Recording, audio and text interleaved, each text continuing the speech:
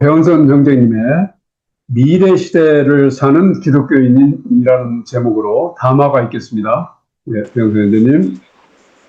네, 오늘 말씀을 나눌 마태복음 10장 16절 말씀은 예수께서 12제자를 불러 세상에 보내시며 전도자로서의 각오를 다지게 하는 과정에서 나오는 말씀입니다. 먼저 현대인의 성경과 새한글 성경 공동 번역으로 읽어보겠습니다. 내가 너희를 보내는 것이 양을 이리떼 속으로 보내는 것과 같다. 그러므로 너희는 뱀처럼 지혜롭고 비둘기처럼 순결하여라. 현대인의 성경입니다. 자, 내가 그대들을 보내는데 그대들은 이리들 가운데 양들 같군요. 그러므로 그대들은 뱀처럼 영리하고 비둘기처럼 순수해야 해요. 이것은 새한글 성경입니다. 이제 내가 너희를 보내는 것은 마치 양을 이리떼 가운데 보내는 것과 같다. 그러므로 너희는 뱀같이 슬기롭고 비둘기같이 양순해야 한다. 이것은 공동번역이었습니다. 상식적으로 이리떼 가운데 양을 보낸다는 것은 먹이로 내주는 것과 같습니다. 야생이 아닌 가축으로서의 양은 이리로부터 스스로를 지킬 수 있는 아무런 방책이 없기 때문입니다. 양이 살아남을 수 있는 길은 오직 목자의 보호 아래 머무는 길밖에 없을 것 같습니다. 그럼에도 불구하고 예수께서는 아직 수련이 덜 된 제자들을 세상 가운데 내보내셨습니다. 그리고 그들에게 말씀하십니다. 뱀처럼 영리하고 비둘기처럼 순수하게 처신하라고 말입니다. 공동번역에서는 이 부분을 뱀같이 슬기롭고 비둘기같이 양순해야 한다고 표현했습니다. 하나님의 피조물 중에서도 뱀은 무척 특이한 존재입니다. 우리 인류의 조상 아담과 하와가 에덴 동산에 머물 당시 하와를 꼬드겨 선악과를 먹게 함으로써 결국 에덴 동산에서 추방되도록 만든 것도 뱀의 짓이었다고 성경은 기록하고 있습니다. 물론 이 이야기에는 사탄의 악의와 조물주의 방조와 우리 조상들의 욕망이 개입되어 있다고 목에 힘을 주어 목소리를 높일 수도 있겠지만 뱀이 그 엄청난 사건의 도구로 선택되었다는 것은 오랜 세월 인류에게 뱀이라는 존재가 어떻게 각인되어 있는지를 보여주는 대표적 사례라고 할 수 있을 것입니다. 뱀은 대부분 육식성으로 크게 독을 이용하여 먹잇감을 사냥하는 종류와 힘을 이용하여 먹이를 찾는 종류로 나눌 수 있습니다. 독이 없는 뱀은 힘으로 상대를 압박하여 숨을 쉴 수 없도록 해야 하기 때문에 덩치가 큰 경우가 많고, 독이 있는 뱀은 덩치보다 먹이에게 독을 주입하는 속도가 중요하기 때문에 작고 날렵한 경우가 많습니다. 뱀은 비록 땅 위를 기는 동물이지만 나무도 잘 타고 헤엄도 잘 쳐서 모든 포유류나 조류에게도 위협적인 존재입니다. 더구나 감각기관이 잘 발달해서 어둠 속에서도 사냥이 가능하고 추운 겨울엔 겨울잠을 자는 등 자연 환경에 매우 잘 적응된 생물입니다. 비둘기의 경우를 보면 비둘기는 그 외모와 식생 습관 때문인지 사람들에게 평화의 상징으로 여겨져 왔습니다. 대체적으로 곡물이나 나무 열매 등을 그 먹이로 하며 예로부터 사람들은 비둘기를 훈련시켜 서신을 전하는 전서구라고 하죠. 용도로 쓰기도 했습니다. 현대 도시민들에게 비둘기는 집이나 빌딩에 날아들어 둥지를 틀거나 배변을 하는 귀찮은 존재이며 철도역이나 공원, 광장에 떼를 지어 날아드는 유해조수 신세가 되었습니다. 그럼에도 불구하고 비둘기는 본질적으로 채식성의 온순한 동물로 인식되어 왔습니다. 저는 요즘 미래학자 이병헌 교수의 책과 영상에 깊은 관심을 갖고 있습니다. 올해 6월에 나온 최근의 저서인 이병헌의 대한민국 탐문이라는 책에서 공감이 되는 내용을 여러분과 함께 나눠보려고 합니다. 이제 다음부터 나오는 이야기는 제가 그 책에서 밑줄을 긋고 본 이야기들을 제가 적은 겁니다. AI는 도구가 아니다. 객체가 아니다. 주체다. 주인이자 주역이 될 수 있는 압도적인 주체를 인간이 빚어낸 것이다. 미지의 기후와 미래의 기술 사이에서 사피엔스는 다시 다소곳한 어린아이가 되어간다. 자본주의와 공산주의, 민주주의와 사회주의 등 산업문명의 이데올로기로는 제대로 설명할 수 없는 신체제의 신질서가 임박한 것이다. 영국으로부터 농업에서 산업으로 패러다임이 전환된다. 프랑스에서부터 군주에서 민주로 프로그램이 전변한다. 경제적 산업화와 정치적 민주화를 결합하면 새로운 문명의 창조, 산업 문명이 달성된다. 이 과업을 완미하게 완수한 첫 번째 나라가 바로 대서양 건너 미국이었다. 하드웨어와 소프트웨어를 결합해 산업 문명의 운영체제를 완성해낸 것이다. 변방에서 새로운 패러다임을 완성하여 자유, 민주, 공화국이라고 하는 신문명의 표준을 창조하고 패권을 움켜쥔 것이다. 즉, 패권의 장악은 패러다임의 창조와 불가분의 관계다. 우격다짐 완력으로만은 헤게모니를 쟁취할 수 없다. 제국주의의 업보 없이 선진국에 이른 유일무이한 나라가 바로 대한민국이다.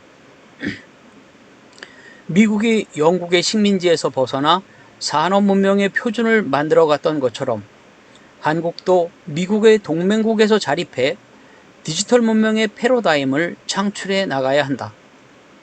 미 합중국이 13개 주의 연방국가로 출발해 연성제국으로 진화해 갔던 것처럼 대한민국 또한 한반도에 안주하지 않고 대칸 제국으로 진일보하는 창조적 기획력을 발휘해야 한다.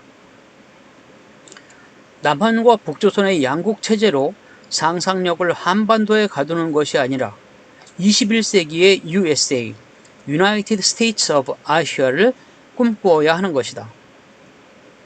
서부 개척하듯이 북으로는 대륙 진출, 남으로는 해양 탐험의 기항지로서 이것을 반도가 아닌 해륙으로 전환시키는 것이다. 워싱턴, 뉴욕, 보스턴, 필라델피아가 도맡았던 미 합중국의 설계자 역할을 대한민국이 아시아에서 수행한다는 감각의 전환이 필요하다. 기후 격변과 기술 폭발과 패권 전환과 문명 전환이 모두 포개지는 향후 10년 동안 250년 전 영국과 프랑스와 미국의 연쇄적 혁명보다 더 큰 격변이 연거푸 일어날 것이다. 평소에 준비가 되어 있지 않으면 기회가 왔는지조차 알지 못하고 흘려보낸다. 그 천년만의 기회가 이제 다시금 열리고 있다. 개천과 개벽과 개국의 삼위일체, 후천개벽의 첫 번째 제국을 열어젖힐 적기가 오고 있다. 농업 문명은 사회가 상하로 나뉘었다. 귀족과 노예로 구분되는 신분제가 작동했다. 인구의 구할은 농민이 차지했다. 산업 문명은 좌우로 갈라진다. 자유와 평등과 해방의 물결이 300년간 지구를 휩쓸었다. 3000년 신분제가 해체된 것이다. 왕족과 귀족은 몰락했고 노예와 농민과 여성은 해방되었다. 대신 생산수단을 소유한 사람은 자본가가 되었다. 생산수단이 없어 지력과 근력을 팔아야 하는 사람은 노동자가 되었다.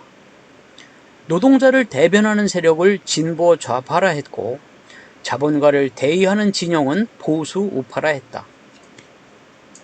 미래 사회는 선후로 분류될 것이다. 굳이 일하지 않아도 되는 세상에서도 기어코 무언가를 버리고 싶어하는 별종은 항시 있게 마련이다. 그들을 창작자와 창업자라고 부를 만하다. 전체 인구의 10% 정도가 아닐까 싶다. 나머지 9할은 그 크리에이터와 파운더들 가운데 마음에 드는 이에게 투자할 것이다. 노동자가 아니라 팬과 투자자가 되는 것이다.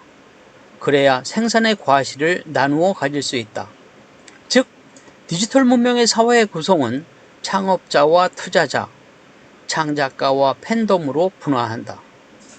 이들은 농업 문명의 귀족 대 노예나 산업 문명의 자본가 대 노동자처럼 적대적일 이유 또한 없다.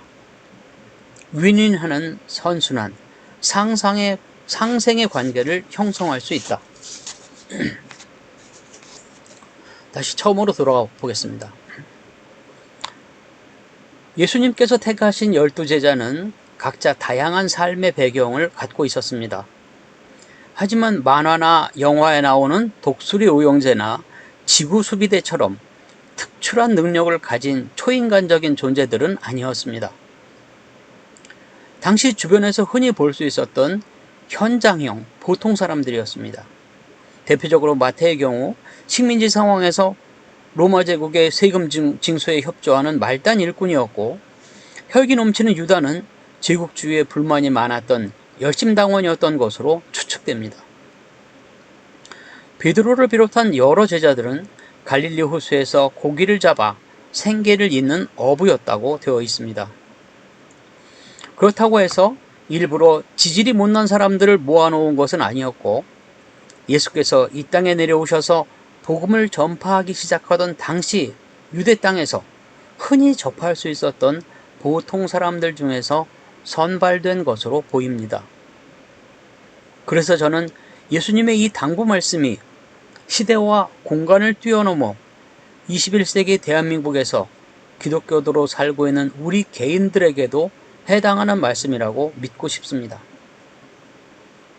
또한 앞으로 이 땅에서 삶을 이어갈 우리 후손들에게도 전해져야 될 당부 말씀이라고 생각합니다.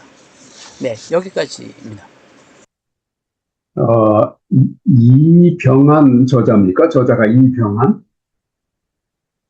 아까 네, 맞습니다. 이병자 한자입니다. 이병한. 네. 대한민국 탐문. 예. 네. 어떻게 대한민국 탐문. 이병한의 대한민국 탐문이라고 하는 요 책입니다. 요 책이 네.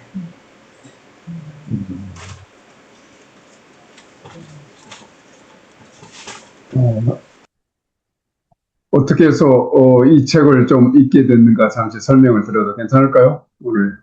예. 네, 제가 이 책을 보게 된 것은 유튜브를 통해서 우연히 이제 보게 됐는데, 이 사람이 진보 쪽에 몇 가지 유튜브 쪽에 출연을 해서 이야기를 하는 걸 들었습니다. 들었는데 굉장히 놀라웠던 겁니다. 그러니까 나이는 많지 않은데 젊은 사람이 굉장히 많은 경험을 하고 여러 나라의 언어를 섭렵을 하고, 또 이제 재밌었던 것은 역사를 전공한 사람이었다는 건데, 그 과정을 거쳐서 여러 나라의 책과 여러 나라의 언어와 여러 나라의 역사를 섭렵한 결과 그 전체를 보는, 그러니까 뭐 우리나라의 미래 정도나 현장, 우리나라의 그 국한된 이야기가 아니라 인류사를 쭉 보고 또 미래의 역사를 천년 단위로, 만년 단위로 보고 우주를 같이 보는 그 시각이 굉장히 놀라웠거든요. 놀라워서 유튜브를 조금 더 찾아보고 그 다음에 이 사람의 책을 조금 사서 조금씩 보게 됐습니다. 보게 됐는데, 보게 되면서 느낀 게 그거였죠. 느낀 게 뭐냐면 정말로 하나님께서 우리 민족에게 주신 사명이 있는 것이 아닌가. 우리 민족이 지금 여기 뱀처럼 지혜롭다, 슬기롭다, 영리하다 이렇게 표현이 되는데, 어쨌든 그게 다 일맥상통하는 그런 얘기거든요. 우리 민족이 다른 민족에 비해서 굉장히 IQ가 높은 겁니다. 이 부분은 누구든지 다 인정하는 건데, 흔히 우리가 이야기하는 유태인의 IQ가 높다고 하는 것은 그거는 교육이 빚어낸 결과고 태생적으로 IQ가 높은 건 아니거든요. 우리나라가 세계 인류 가운데 가장 높은 IQ를 자랑합니다. IQ가 높은 층이죠. 우리나라, 일본, 홍콩, 중국 이 정도가 세계 최고의 IQ를 자랑하고 있는 나라인데, 이게 객관적인 데이터거든요. 그런데 그렇게 태생적으로 영리해요. 근데 이 태생적으로 영리한 사람들이 양처럼 순한 경우는, 아니, 비둘기처럼 순한 경우는 별로 없거든요. 근데 실질적으로 우리나라가 그렇게 순박했던 거예요. 순박해서, 대부분 침략보다는 침략을 당하는 쪽에 있었고, 그리고 또 지금 언급했던 대로, 지금 산업 문명 시대의 마지막 선진국이다라고 보고 있거든요. 그런데 그 선진국들 중에서 유일하게 제국주의의 침탈을 하지 않았던, 우리는 당했던 나라지 않습니까? 제국주의를 하지 않았던 유일한 나라. 그래서 예수님께서 그 당부하셨던 세상 가운데 제자들을 보내면서 뱀처럼, 비둘기처럼 그렇게 살라고 했던데 가장 적합하게 살아온 민족이 아닌가라는 생각을 했고, 향후 우리의 역할이 또 있다. 이 기회가 정말 우리에게 주어진 사명이 아닌가, 그런 생각을 하게 돼서 제가 오늘 이 말씀을 드리게 됐습니다. 그전에는 오늘 같은 그 성경 구절의 말씀을 들으면, 어떤 세상에, 예, 진짜, 지혜롭고, 이렇게 좀 순결함을 가지고 좀 신앙생활 잘하면서 세상을 한번 바꿔보자, 이런 생각을 가졌는데, 이제 최근에 와서는 이제 이런 질문이, 이런 상황에서 어떻게 바뀌냐면, 왜 세상이 계속 어둡다고 하지? 이게 좀 환한 세상이면 앞으로 가능성이 없나? 뭐 이런 생각을 이렇게 하게 됩니다. 근데 오늘 희망적인, 이렇게 우리나라가 이렇게 앞으로 가능성이 있는 나라다라고 그 장점을 또 이렇게 설명하시는 분이 이렇게 계셔서 다시 한번 듣고 싶었습니다. 예, 권영태 형제님 말씀하시죠.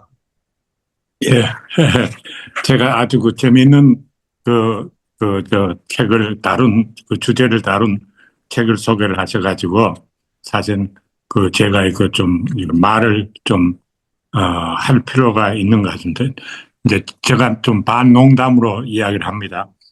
이분이 이래 책을 쓰자면요, 사실은 이민 생활을 좀 해보고 이런 책을 써야지, 밖에 나와서 한국을 바라보지도 안 하고, 부분적으로는 틀림없이 맞아요. 근데 제가 이민을 살면서 본 한국 사람을 보는 시각으로는 좀 이거는 이렇게 부분적으로 보면은 이 부분적, 그러니까 이분이 이런 책을 썼다 그러니까 이게 제가 바빠서 좀 뒤로 미뤄두고 있는데, 제가 이런 책을 하나 써야 되겠는데 이제 내가 그런 생각이 듭니다. 뭐냐면요, 제가 대강 이제 저도 이제 틀릴 수도 있고 뭐 편견도 있을 수가 있는데, 하여튼 대강 설명을 해볼게요. 제가요. 먼저 이제 본문 말씀입니다. 본문 말씀. 이 본문 말씀은 무슨 의미냐면은 뱀하고 비둘기를 이야기를 하는데, 제자들을, 그러니까 성경 말씀 자체가 뭐를 뜻하느냐, 우리가 그거부터 제대로 이렇게 좀 파악을 해야 되는데, 거기 오늘 여러 성경 본을 했는데, 좀 죄송한 이야기지만 이 성경을 쓰신 분들한테는요, 제가 보기에는 이 쓰신 분들이 이 내용을 제대로 파악을 안 하고 번역을 한 거예요. 아니면 그 문제가 있는 것 같아요. 제가 설명을 해볼게요. 저도 맞을지 틀린지는 모르고 이제 그렇지만요, 무슨 말이냐면 본문은 이렇습니다. 내용을, 문맥을 파악할 때는요, 제자들을 예수님 보내는데, 거기 가면은 사람이 어디가 무슨 일을 하든 뭘 하든 두 가지로 전략을 세워야 돼요. 하나는 뭐냐면은 어떻게 공격을 할 것인가, 전쟁에는요 어떻게 방어를 할 것인가. 그런데 이것은 문맥이 아주 잘 설명이 된 문맥인데, 한국말로 번역은 너무 사실은 부족하게 되었다, 그런 생각이 듭니다. 무슨 이야기냐면요, 이 제자들한테 예수님 말씀하신 뜻이 뭐냐면은, 가서 공격을 하거나 이제 방어를 할 때 어떻게 해야 되느냐. 방어를 할 때는 뱀을 닮아라, 이 말입니다. 뱀이 어떻게 방어를 하냐? 리스토. 준비되어 있을 때는 뱀이 엎드려 가지고 뱀은 이렇게 옆을 이렇게 살피면서 이 보고 있잖아요. 그러니까 준비라든가 대기라든가 진지 정찰을 하든가 볼 때는 뱀같이 그렇게 영어로 말하면 이제 코우셔스예요.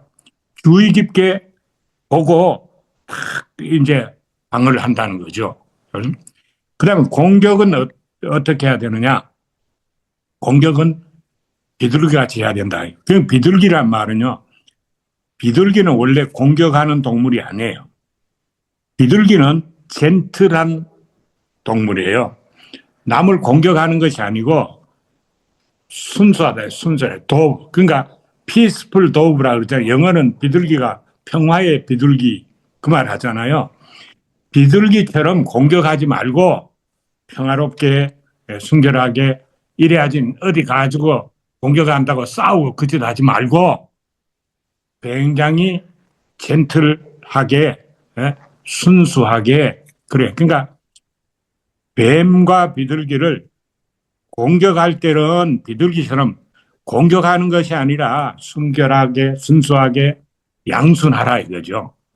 양생산적 공격을 하라 이 말이고 방어는 뱀처럼 철저히 관찰하고 계산하고 엎드려 가지고 그 두 가지 이게 그림적으로 회화적으로 굉장히 잘 설명한 부분인데 아마 번역하는 분들이 그런 것까지는 그거 안 하고 글자만 가지고 짜맞추다가 이 뭐죠 무슨 성경대로 개혁성분 이런 이제 좀 부분적으로 되지 않느냐 이제 이런 느낌이 들고요. 그다음에 이제 이병한 이분에 대해서는 제가 좀 말씀을 드리자면요. 이 한국 그 사람에 대해 가지고 제대로 파악을 못하고 있다 그거죠. 한국 사람이 어떤 한국 사람인지 사실은 그러니까 이민을 나온 사람들은요. 내가 외국에 이민을 나와서 한국 사람 볼 때 장점이 뭔지 단점이 뭔지 저는 잘 알아요.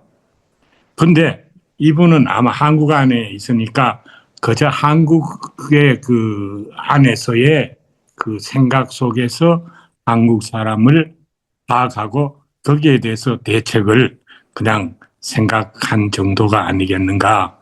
제가 한국 사람에 대해서 좀 뭐 비판을 하라 그러든가 아니면 한국 사람에 대해서 체크를 해서 뭐를 이렇게 뭘 하나 내놓으라 그러면은 이렇게 안 내놓죠. 그리고 아마 이동규 형제님이나 신성현 형제님 외국에서 보시는 한국 사람을 평가하는 잣대. 그 다음에 그럼 한국 사람이 어떻게 해야 하는가. 이런 걸 하면 아마 결론이 비슷하게 나오지 않을까, 의견이 좁아지지 않을까, 그 생각이 듭니다. 이상입니다. 예, 감사합니다. 여기, 여기에 대해서, 배은선 형제님, 잠깐, 생각을 한번 또, 말씀 한번 해주시면 좋겠는데. 한국인에 대한 평가 부분은 제가 말씀드린 부분은 한국인에 대한 평가는 제가 별로 말씀드리지는 않았는데요. 이 사람이 보는 한국인은 무슨 뭐 단일민족이라든지 이렇게 보는 거 전혀 아닙니다. 전혀 아니고 북방민족, 스키타이, 시베리아, 우랄 이쪽을 거쳐서 몽골리안까지 이어지는 그 같은 계보로서의 한국인을 이야기하고 있는 거거든요. 한국인으로 얘기하고 있는데 최종적으로 5,000년 역사를 이루어온 것은 물론 이 한반도 내에서 한반도를 중심으로 해서 그 만주 이쪽을 중심으로만 이루어졌긴 했죠.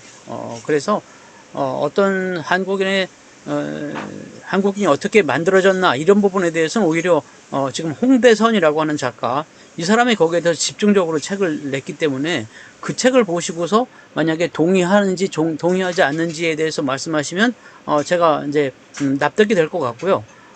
이 이병환이라고 하는 사람은 한국인에 대해서 평가한 것이 아니라 이 전체적인 역사에서 이 땅에 살아온 사람들의 역할, 또 그 흐름, 세계사의 흐름, 문명, 의 흐름을 보고 앞으로의 미래가 어떻게 될 것인지, 또 이 속에서 한국인의 역할이 있다고 하면, 사명이 있다고 하면 무엇이 있을까, 이것을 본 거거든요. 그렇다고 이 사람이 기독교인은 아닙니다. 제가 봐서는 기독교인은 아니고 지금의 이 사람의 흐름은 동학도에 가까워요. 동학도에 가까운데, 어쨌든 그 종교사, 문명사, 이런 걸 쭉 통괄해서 보는 그 입장에 대해서 지금 말씀을 드린 거고, 거기에 대해서 제가 이 성경에 나오는 이 말씀이 거기에 맞겠다라고 이제 말씀을 드린 거고, 그리고 새롭게 번역하신 오히려 공격이 아닌 수비할 때의 뱀의 모습, 그 다음에 공격할 때의 비둘기의 모습, 그 부분을 말씀하신 거다라고 하는 것은 새로운 어떤 뭐라 그럴까, 차관점으로서 그 부분은 존중합니다. 네, 이상입니다. 네. 이렇게 말씀 듣다 보니까 이게 5.18 광주 민주화 사건도 우리 아픔의 역사인데, 이게 이제 2011년도, 16년도인가요? 세계 기록문화유산으로 이제 등재되면서, 거기에서 이제 전 세계가 이건 민주주의의 상당히 본받을 만한 그러한 저항 운동이었다. 전 세계가 좀 본받은 것이면 좋겠다라고 하는 그런 의미에서 아마 세계 기록유산에 등재가 된 것 같아요. 뭐 이렇게 우리나라 민족성을 좋게 해가지고 좀 한번 바꿔보자라고 하는 그러한 자세가 아닐까, 이런 생각이 듭니다. 다른 우리 형제 자매님들 마이크 키시고 같이 자유롭게 좀 서로 그 얘기를 나눴으면 좋겠습니다. 이성용 형제님 좀 말씀하실 수 있나요? 안녕하세요. 예. 네, 오늘 제가 말씀에 집중을 못해서 좀 어떤 부분을 말씀드려야 할지 조금 제가 힘들어가지고 패스하겠습니다. 예, 감사합니다. 예. 제가 정리를 다시 하겠습니다. 다시 정리를 하자면 무슨 말씀이냐 하면, 여기서 세계 세대를 나눴어요. 농업산업, 농업혁명과 산업혁명과 미래혁명, 이렇게 나눴습니다. 농업혁명 3000년, 그 다음에 산업혁명 300년, 그 다음에 미래입니다. 예. 농업혁명 3000년은 상하이의 시대예요. 상하이 지배구조였어요. 그래서 귀족과 농민, 혹은 왕족과 백성, 이렇게 10%와 90%, 혹은 그 10%도 안 되는 부분과 더 많은 일반인들로 상하가 구분된 시대였다는 겁니다. 예. 그 시대가 300년 산업혁명의 시대로 가면서, 산업문명의 시대로 가면서 좌우의 시대로 바꿨다는 거예요. 그래서 노예가 해방이 되고 여성이 해방되고 자유와 평등을 찾는 시대가 된 거예요. 지금 그 시대의 마지막에 우리가 와 있다는 겁니다. 거기서는 좌우로 구분이 되는 거예요. 상하의 구분이 좌우의 구분이 되는 시대를 가져왔는데, 지금 이것이 삐걱거리기 시작해서 미국은 말할 것도 없고, 우리가 보다시피 말할 것도 없고, 다른 여러 나라, 그리고 우리나라도 말할 것도 없고, 지금 윤석열이의 그 내란 이 정도는 그냥 그 흐름, 그 카오스 안에 그냥 있어서 이것이 특별한 일이 아니라 이 마지막 징조라는 겁니다. 마지막 징조여서 이렇게 자꾸 등이 고장나서 깜빡깜빡거릴 때는 고칠 생각할 것이 아니라 교체해야 된다는 거예요. 그래서 이 패러다임을 고쳐야 할 때가 왔다는 거예요. 그래서 이 패러다임을 고치는데 가장 앞장선 서고 있는 나라가 미국과 중국, 두 나라가 준비를 꾸준히 해왔다는 거예요. 꾸준히 해왔는데 두 나라가 패권 싸움에 완전히 몰두해 있어서 거기에 대해서 새로운 패러다임을 만들지 못하고 있다는 거예요. 이거를 치고 나갈 수 있는 나라는 오로지 우리나라밖에 없다. IT와 그 다음에 생산력을 모두 다 갖추고 있고, 그 다음에 어떤 평화로운 그 선진국으로서의 도입을 성공한 유일한 나라로서 우리나라에 천재일우의 기회가 왔으니 우리가 치고 나가서 이 우리나라를 기반으로 해서 USA, United States of Asia로서의 우리의 사명, 우리 민족의 사명을 다해 나가야 할 것이다. 그런 역량을 갖고 있고 그걸 깨달아야 된다. 그저 민주당이 오르니 무슨 뭐 이 국힘당이 오르니 그 다음에 무슨 뭐 그 내부에서의 당쟁이니 남북 간의 이야기라니 이런 짜잘한 데 매달리지 말고 이 천년에 한 번 올까 말까 한 이 기회를 놓치지 말고 세계 민족으로서의 사명을 다해 나가야 된다. 이 얘기입니다. 예, 예수님 삶이 원래 그렇지 않았을까요? 예, 혁명이었죠. 그 당시에는. 혁명이었습니다. 말씀하시죠. 예, 오늘 좋은 담화 말씀 들려주셔서 고맙습니다. 우리가 지금 사실 정신없이 살고 있잖아요. 너무 시대가 이게 급격히 돌아가고 있고, 뭐, 자고 일어나면 뭐 큰 거 하나씩 터지고, 동에서 번쩍, 서에서 번쩍 전쟁이 일어나고, 뭐, 물류가 막히고, 많은 사람들이 고통을 받고, 참 정신이 없습니다. 그런 면에서 오늘 인용하신 성경 구절이, 아, 뱀처럼 지혜롭고 비둘기같이 순결하라. 이거 한마디로 말하면 저는 정신 차리고 살아라. 뭐 그런 뜻으로 읽혀집니다. 중심 잡고 살아라. 그냥 휩쓸려 살지 말고, 정신 놓고 살지 말고, 그런 뜻으로 읽혀지고요. 그런 면에서 오늘 담화는, 세상이 지금 어떻게 돌아가고 있나? 지금 어떤 사람들은 도대체 무슨 생각을 하고 이 세상을 돌리고 있나? 그런데 관심을 주는 뭐 일종의 미래학자의 이야기도 들려준 것 같아요. 근데 우리가 역사를 돌이켜보면 고대 시대나 중세 시대, 특히 이제 이 왕정 시대의 특징이 뭐냐면은 이런 논란들이 있었어요. 그러니까 일반 대중이 골고루 투표해서 대중의 의사를 다 반영해서 정치를 하거나 경제고 뭐 사회가 돌아가면 바람직한 것 같지만 현실적으로 보면 그 당시엔 교육도 높지 않았고 배운 사람들 뭐 또 소통의 기회도 많지 않아서 뭐 그리스의 철학자들도 흔히 하는 말로 대중은 우매하다. 대중한테 정치 맡겨놓으면 이거 세상 망한다. 대중한테 권력을 주면 큰일 난다. 이런 생각을 한 거예요. 그래서 뭐 중국의 정치도 그랬고 서양의 정치도 그렇고 왕권은 일부 소수 엘리트들, 소수의 뛰어난 귀족들 또는 엘리트들이 머리를 맞대고 잘 연구하고 구상해서 정치를 하면 잘 될 거다 이렇게 생각을 한 거죠. 그 생각을 또 마냥 틀렸다고 얘기하기 힘든 것은 사실 대중들이 너무 우매했으니까요. 뭐 교육도 많이 못 받았고 뭐 먹고 살기 바쁜 사람들이 무슨 세상 정치에 관심을 가졌겠습니까? 나라가 어떻게 돌아가고 국제 경제가 어떻게 돌아가고 뭐 이런 걸 모르죠, 당연히. 그런데 이제 그게 위험한 이유는 그 소수의 엘리트들이 바르게 정치하고 뛰어나게 실력을 발휘하면 뭐 그것처럼 효율적인 게 없겠죠.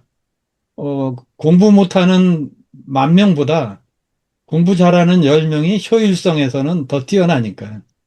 근데 그럼에도 불구하고 왜 그 왕정을 다 무너뜨리고 귀족 정치를 무너뜨리고 인간들은 공화 정치를 왜 세웠냐? 왜 공화국을 세우고 공화정을 세워서 그게 낫다. 왜 그런 생각을 하게 됐냐면 그 소수의 엘리트들이 항상 옳지 못했기 때문이죠.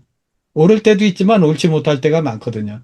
자기들의 욕심을 부리고 자기들의 권력만 챙기고 자기들의 이권만 챙기니까 99%의 다수들은 그냥 소외되고 농노가 되고 뭐 그 밑에서 하인이 되고 뭐 조선시대만 해도 인구의 뭐 거의 절반이 노비처럼 살았다는 말도 나올 정도니까요.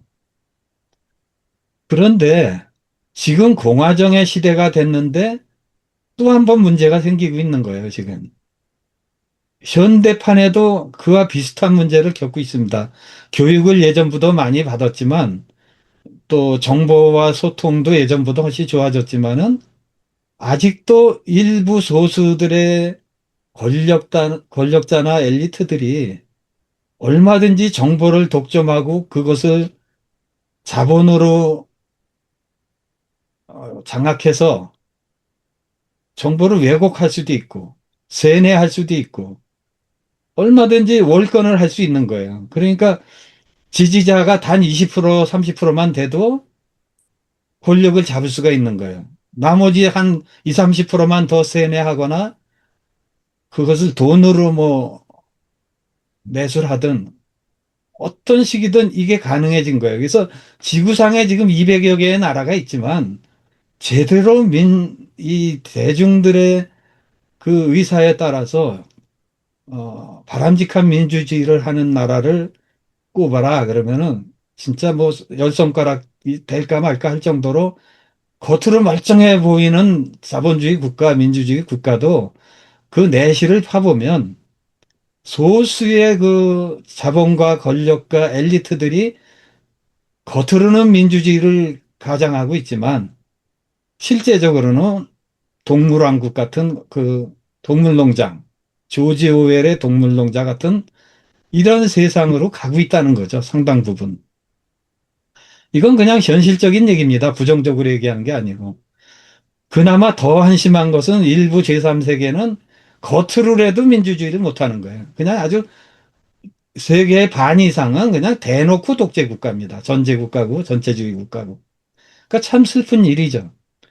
근데 지금 오늘 담화에서 자유인이라는 말씀을 마무리 부분에 하셨는데 이것이 왜 중요하냐면 현재 사회도 현대 미국조차도 안 그래요. 과거의 그 일이 생각나는 겁니다. 소수의 그 AI, IT 엘리트 자본가들 뛰어납니다. 뭐 우리는 상상하지도 못한 인공지능, 상상하지도 못한 데이터 센터, 상상하지도 못한 우주 개발, 로봇 개발 이게 손안에 잡힐 듯이 지금 거의 다가와 왔는데 이 사람들의 일부는 이건 전체라는 음모론이 아닙니다. 일부는 어떤 생각을 하고 있냐면 아 이거 대중들한테 맡겨놨더니 경제도 과학도 모든 게 뭐 환경 문제 시비 걸고 뭐 트집 잡고 해서 제대로 국가가 발전을 못한다. 차라리 중국 같은 나라를 쳐다봤더니 아 이게 소수의 독재 정권이 오히려 국가 자원을 효율적으로 쓰고 집중적으로 투자해서 AI도 미국을 바짝바짝 쫓아오고 로버트도 쫓아오고 우주 로켓도 우주 공간에 정류장을 세워서 오히려 뭐 서방 국가가 빌려 써야 될 정도로 효율적으로 하는 걸 보면서 눈이 뒤집힌 거예요. 이러다 서방이 뒤지겠다. 그래서 이 사람들이 무슨 생각을 하냐면 아 이거 정치하는 사람들 뭐 민주당이든 공화당이든 무슨 당이든 맡겨놔 봤더니 맨날 뭐 자기들끼리 그냥 권력 싸움이나 하고 이거 안 되겠다. 세상을 뒤집어 보자. 바꿔야 된다. 그래서 이 사람들이 뭐 발란티언이 뭐니 뭐 그런 것도 언급이 되지만 AI를 총동원하고 자기들이 또 돈이 얼마나 많습니까? 어마무시한 돈과 자본과 뭐 주식시장 장악력도 있고요. 미국의 월가의 자본도 있고요. 이것을 이용해서 국가정 권력까지 쥐겠다는 겁니다. 그런 현상이 지금 일부에 저는 나타나고 있다고 봐요. 제가 지금 말씀드리는 것은 이제 개인의 생각이니까 참고만 하시면 좋겠습니다. 뭐 틀릴 수도 있죠. 근데 실제 현상적으로는 저는 그게 나타나는 게 눈에 보이는 면이 있다. 드러나고 있다. 그래서 이것은 무슨 여당, 야당 이런 문제가 아니고 어느 당이나 진보나 보수의 문제가 아니라 이것은 완전히 판을 뒤집는 과거의 고대 왕국, 중세 왕국의 엘리트 정치를 꿈꾸던 사람들이 지금 다시 등장하고 있다는 거죠. 또 그 사람들 손에 거대한 자본과 AI까지 다 쥐어져 있습니다. 얼마든지 가능한 거예요. 그래서 이들이 원하면 권력 정권도 장악할 수 있고 정권도 바꿀 수 있고 그럼 한 나라의 권력만 바꾸냐? 아니죠. 세계 초강대국부터 이렇게 장악을 해나가면 나머지는 다 딸려오게 돼 있거든요. 그러면 이게 잘못하면은 무서운 세상이 될 수도 있습니다. 근데 물론 뭐 그게 그렇게 민주사회니까 한 사람이 한 표인데 그렇게 쉬운 건 아니니까 다행인 면도 있죠. 안전장치도 있지만 지금 세상은 그런 흐름으로 있다는 거죠. 그런 흐름이 있다는 거죠. 그래서 우리가 지금 정신 차려야 될 것은 아까 말한 그 자유인. 아무리 엘리트들이 뛰어나도 그들이 항상 오를 수 없기 때문에 그들이 항상 착한 사람들일 수가 없기 때문에 이 다수의 견제가 필요하다. 그래서 사람들이 자유인이 돼야지 그냥 뭐 언론이나 뭐 이런 데서 뭐 이게 뭐 경제가 발전하니까 무조건 표 찍어주고 마치 옛날에 한국의 아파트값 올려준다니까 그 나쁜 대통령을 찍어주는 거예요. 그런 현상들이 지금 전 세계적으로 일어나고 있습니다. 그래서 우리 기독교인들은 그것을 특히 관심을 가지고 경계를 해야 된다. 뭐 그런 생각이 많이 들었습니다. 말이 길어서 죄송합니다. 네. 어떻게 다른 형제님들 말씀을 좀 예. 같이 형제자매님들 제가 그 예, 변호인 고인님. 형제님 말씀하시는 거를 잘 잘 들은지 안 들은지 몰라서 그걸 좀 확인을 하려고 그럽니다. 뭐냐면은 그분이 작가 그분이요. 아마 마지막 부분 설명한 것 중에 미국과 중국 뭐 이런 게 있는데 한국 사람들은 평화적이고 뭐 이런 동학 같은 이런 운동이 있고 상생을 좋아하니까 이런 거로 해서 이제 하면은 이제 한국이 앞으로는 주도를 하면은 세상을 해결할 것이다. 이런 쪽으로 제가 좀 들었거든요. 근데 그렇게 들었으면은 이제 한쪽은 그렇고요. 제가 보기에는 제가 말씀드리고자 한 건 뭐냐면은 한국 사람의 기본 생각이 평화적이고 비둘기 같으냐 아니냐 우리가 요걸 정리를 해야 되는데 제가 보기에는 한국 사람이요 비둘기형은 아니에요. 치킨 게임형이에요. 제가 그 말을 하고 싶은 거예요. 그래서 한국 사람이 무대 중앙에 지금 상태로 올려놓으면은 미국이나 중국보다 더 할 수도 있다. 이제 그 말씀을 드리고 싶은 거고요. 또 이분이 어쨌든 그러나 상관없이 한국 사람이 누구든지 평화와 상생과 섬기는 거 오늘 말씀 나온 대로요. 정말로 기독교 정신으로 남을 배려하고 공격형이 아니고 생산적이고 정말로 깨어서 관찰하고 오늘 나온 기독교 예수님처럼 이제 구원자 그런 것으로 해서 하면은 기독교 정신으로 돌아가면은 사실 그분이 그런 식으로 해서 그런 식으로 가는 사람이 세계를 주도해야 된다. 그래서 100% 제가 동의를 해요. 그런 게 아니고 지금 한국 사람 같은 사람이 동학 이런 걸 이어받았으니까 세계를 탁 지배하면 잘할 거다 이러면 전혀 이거는 큰일 날 일이다. 이제 그런 말씀을 제가 드리고 싶은 게 뭐냐면요. 실제로 동학이 굉장히 평화적이라고 동학 요즘 다른 사람 하지만 그 당시에는 안 그랬어요. 동학혁명군이었어요. 그리고 동학혁명군을 잘못하다 권력을 쥐었는데 그때 잘못 써가지고 사실은 그게 빌미가 돼서 일본이 한국을 이렇게 정복한 빌미 그 원인이 사실 된 거거든요. 그러니까 한국 사람은 동학을 하든 권력을 잡든 진짜 기독교 정신으로 평화주의적인 남을 배려하고 이렇게 남을 이렇게 남에게 양보하고 그런 생산적인 거로 가야지 진보고 보수고 간에 문제는 뭐냐면요. 한국 사람 속에는 치킨 게임 그 근성이 아주 강해요. 너 죽고 나 살자. 이러니까 솔직히 여나 또 진보 보수 이거는 전부 다 좋은 기술이에요. 근데 이걸 남을 위해 쓸 때는 참 좋은 건데 남을 위해 안 쓰고 나를 위해 쓰고 상대방을 죽이는 거로 쓰는 이 정신이 없어지지 않는 한은 진보는 진보대로 문제, 보수는 보수대로 문제, 여는 여대로 문제, 야는 야대로 문제 이런데 이 이병환 작가가 어떤 그 의미로 이제 했는지 그건 모르겠는데 하여튼 그런 차이를 제가 느끼는데 이분이 전 성경의 정의처럼 진짜 평화하고 남을 돕고 섬기고 이런 쪽으로 가면은 그런 사람이 세계를 지배하면 된다 그랬으면 저는 100% 오케이 동의입니다. 이상입니다. 예. 시간도 이제 거의 다 됐고요. 그러면 배은선 현재님께서 마무리하시고 기도 부탁드립니다. 예. 네.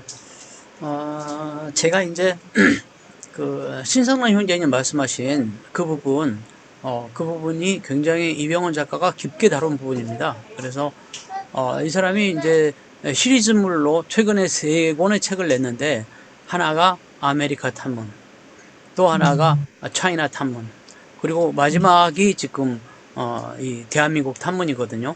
그래서 아메리카 탐문 부분에서 지금 말씀하신 그 부분, 벤스를 지금 부통령으로 만들고 차기 대통령으로 만들고자 하는 미국의 그 디지털 세력들에 대한 것을 깊게 이야기를 했고, 그리고 중국이 얼마나 오랜 세월 그 디지털 부분에 대해서 집중 투자하면서 나라를 바꿔왔나 하는 부분을 이제 언급을 하고, 마지막으로 그러면 어떻게 할 것인가의 결론으로 이제 대한민국 탐문 부분이 결론으로 나온 겁니다. 그리고 제가 이제 그 발췌해서 읽어드린 부분은 대개 프롤로그와 에필로그 부분이었고요. 이 대한민국 탐문의 그 중심 내용은 7명의 사람, 7명의 대한민국 현대사에 등장한 사람들을 통해서 어떻게 대한민국이 이 세계사의 어떤 획을 긋는 모양을 보여주었나를 보여주는 거예요. 근데 사실 저는 그 동의하지 않는 부분도 있습니다. 동의하지 않는 부분도 있는데 그 7명의 이름을 제가 한번 불러볼게요. 첫 번째 박정희입니다. 박정희 대통령. 두 번째 김대중 대통령. 세 번째 김우중 대우그룹 회장. 그 다음에 김지하 시인, 예술가 백남준 씨. 그 다음에 지금도 살아있는 SM의 이수만 회장. 그 다음에 게임 업체 만든 이상혁. 이렇게 7명의 사람, 이 사람을 대표적인 어떤 크리에이터랄까요?